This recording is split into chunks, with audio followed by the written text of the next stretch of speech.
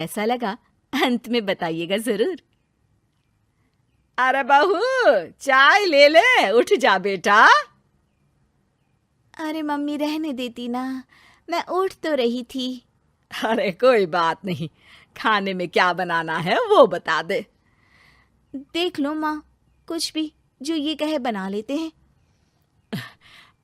बेटा, मैंने तो जो सब्जी थी वो काट दी है, तू बस रोटियां बना लेना। ये हर रोज सुबह का सीन था ममता के ससुराल का। एक दिन पड़ोसन कहती है, अरे बहन जी, सारा दिन काम करती रहती हो, थकती नहीं क्या आप? बहू क्या करती रहती है सारा दिन? अरे वो भी कुछ ना कुछ करती ही रहती होगी।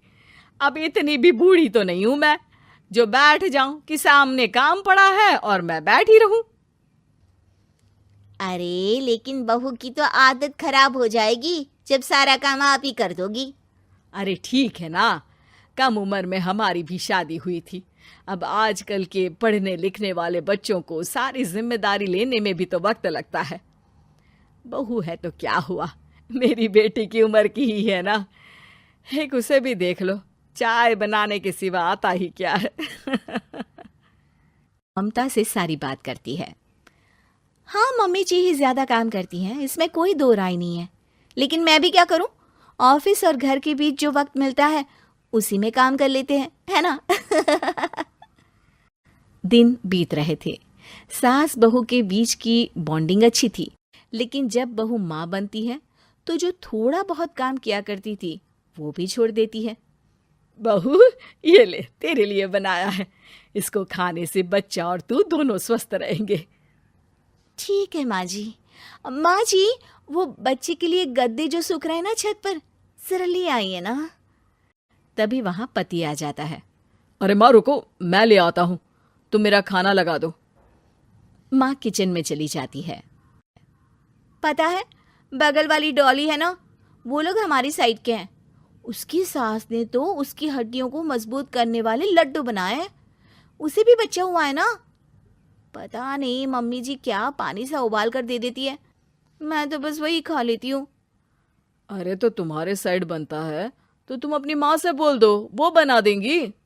आहा, माँ की तबीयत ठीक नहीं रहती, तुम जानती हो ना, कैसे बनाएंगी वो। अरे क्या हो गया सासू माँ को? कल तक तो फेसबुक में किटी की फोटो डाल रही थी। अच्छा अच्छा, चुप रहिए। डॉली की सास ने मनाया है, तुम लोगों का भी तो फर्ज बनता है। तभी वहां सास आ जाती है।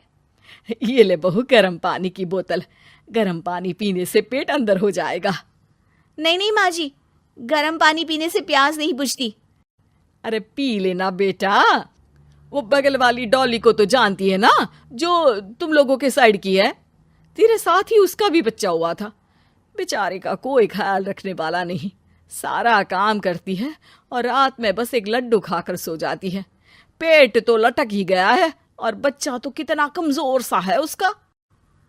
अच्छा माँ, क्या बात है, डॉली की ये हाल है? क्यों मैडम, क्या कहना है आपका? अब पता है मुझे, किसी के पास मेरी सास की तरह सास थोड़ी ना है। नहीं नहीं बेटा, ऐसा नहीं है। मेरे लिए तो तुम सभी मेरे बच्चे जैसे ही हो। ममता को समझ में नहीं आता कि वो सास में कैसे कोई बुराई निकाले, क्योंकि हर कोई उससे उसकी सास की तारीफ ही किया करता था। एक रोज ममता के घर उसकी ननद आती है। अरे भाभी, मुन्नी को तो 6 महीने हो गए, आप अभी भी बेड पर हो। आ गई है आप? कैसी हैं बुआ? बच्चा होने के 6 महीने बाद आई हैं आप? भाभी, अमेरिका दूर है ना तो वक्त लग जाता है। अब इनकी छुट्टी अभी थी तो सभी आ गए। वैसे माँ कहाँ है? थकी हारी सास बेटी को देखकर खुश हो जाती है। माँ, इस बार तेरा वीजा तैयार है, मेरे साथ चलने को तैयार रहना। हाँ हाँ बेटा, मैं तैयार हूँ। अरे ऐसे कैसे माँ, मैं कैसे मैनेज करूंगी? कैसे मतलब? जैसे मैंने किया अमेरिका में, आप इंडिया में कर लेना। वैसे आपका तो मायका भी पास ही में है ना। हाँ वो तो है, लेकिन वहाँ माँ के पास वक्त नहीं होता। ईश्वर भक्ति में उनका सारा समय चला जाता है। भाभी, बेटी परेशान हो तो माँ का ध्यान आरती में कैसे लग सकता है? समझ में ही नहीं आता। वैसे भी अब माँ को मैं अपने साथ ले जा रही हूँ। माँ को विदेश घूमने का शौक है ना। ममता मन मारकर चुप हो जाती है, लेकिन मन ही मन सोचती है कि वो कैसे सारा काम मैनेज करेगी। पति का खाना, नाश्ता, मुन्ने को नहलाना, धुलाना, फिर रात भर इसके लिए दूध तैयार करना। माँ तो सारा काम करती थी। हे भगवान, ना भाई ना। क्या हुआ भाभी? क्या सोचकर ना भी ना कर रही हो? अरे कुछ नहीं, बस बच्चे के बाद से ही कमजोरी ज्यादा हो गई है ना, तो अचानक से बड़बड़ाने लगती हूँ मैं। अगले दिन ममता अपनी माँ को फोन करती है। राधे राधे। माँ मैं क्या करूँ, मेरी सास तो अमेरिका जा रही है बेटी के पास। अब घर का सारा काम, बच्चा, सब कैसे मैनेज करूँगी। तू आ जाना माँ कुछ महीनों के लिए मेरे पास। अरे ना ना ममता, मेरे बस की बात नहीं है काम धाम। अरे तू तो जानती है ना, मैंने तो तेरे भाई की शादी भी गरीब गांव की लड़की से इसीलिए ही की थी कि वो चुपचाप घर का सारा काम करे। वैसे भी अब तो आदत भी नहीं रही मेरी काम करने की। ममता को माँ पर बहुत गुस्सा आता है। ठीक है माँ, देख लूंगी मैं, लेकिन मेरी मुसीबत के वक्त आप मेरा साथ नहीं दे रही है, अब भूल जाना मुझे। ममता गुस्से में आकर फोन रख देती है और रोने लगती है, लेकिन बेचारी करे भी तो क्या।